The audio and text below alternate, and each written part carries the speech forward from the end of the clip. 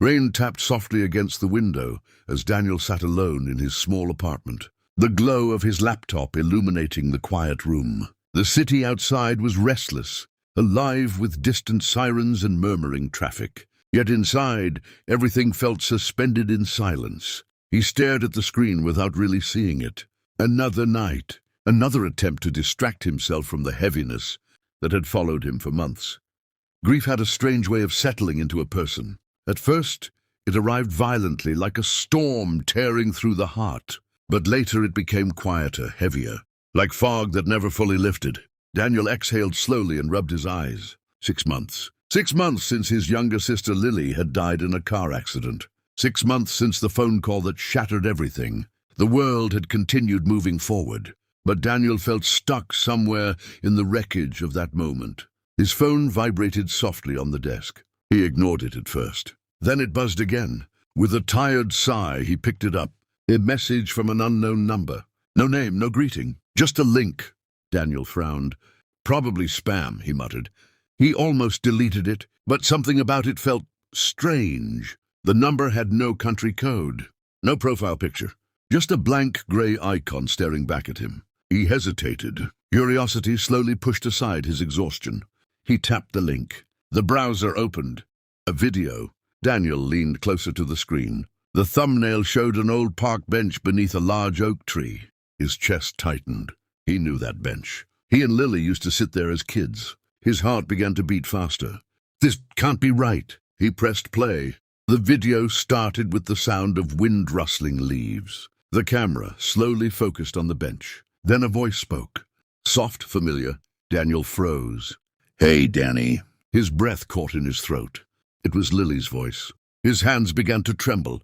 "Okay, this is weird," the voice said with a gentle laugh. "If you're watching this, it means something probably happened. Or maybe you're just curious." Daniel leaned forward, his eyes wide.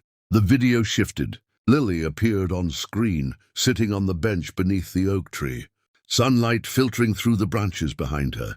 She looked alive, warm, real. Her long brown hair moved in the breeze. Daniel felt like the air had been sucked from the room. "This can't be real," he whispered.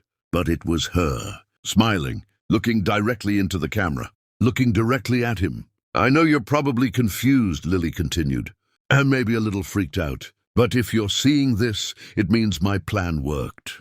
Daniel's heart pounded. "What plan?" Lily leaned back against the bench. "You remember how I always said the internet never forgets anything?" she said. "Well, I figured maybe it could remember me too." Daniel's throat tightened. She looked thoughtful for a moment. "I made this video a while ago. I asked a friend to send the link if something ever happened to me."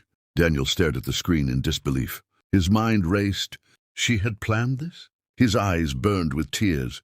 "Danny," she said softly, "if you're watching this after I'm gone, I need you to listen to me."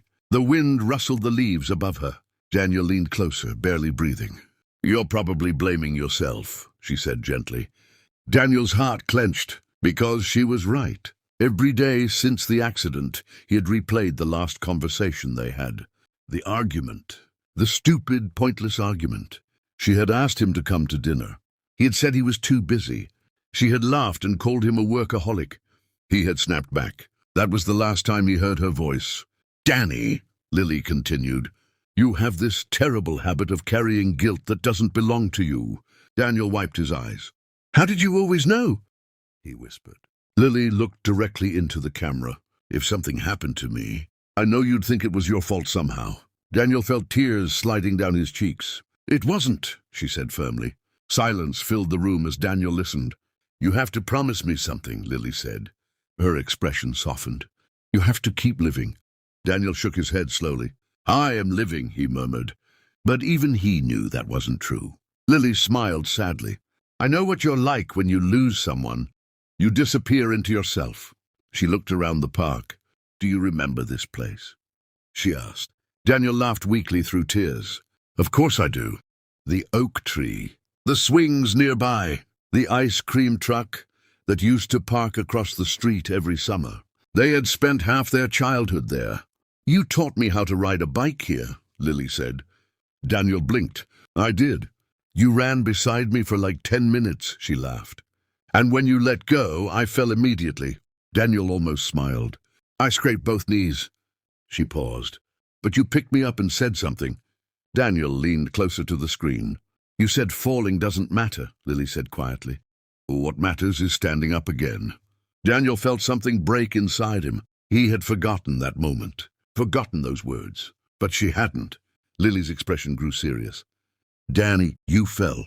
The wind picked up slightly, moving the branches above her. And I know it hurts, she said softly. But you can't stay on the ground forever. Daniel covered his mouth with his hand as tears flowed freely. You still have a life to live, she said. She smiled again. And someone out there is probably going to need you the same way I did. Daniel stared at her. A strange warmth began to spread through the heaviness in his chest. Not happiness, but something close to hope. Lily leaned forward slightly. One more thing. She grinned mischievously. You should go outside more. Daniel laughed through his tears. I'm serious, she said. Start with this park. She gestured around. Come sit here again. Eat terrible ice cream. Talk to strangers. Daniel wiped his eyes. I promise, he whispered. Lily leaned back again. If you're watching this, it means we had some really good years together. Her voice softened. And I wouldn't trade them for anything. Daniel's chest ached. Not even for more time? He knew she couldn't answer, but somehow it felt like she had already. She looked directly into the camera one last time. Hey, Danny! His heart pounded. Yeah? Don't miss me so much that you forget to live. The video faded slowly to black. Daniel sat frozen in the quiet room. The rain had stopped. The city outside felt different somehow.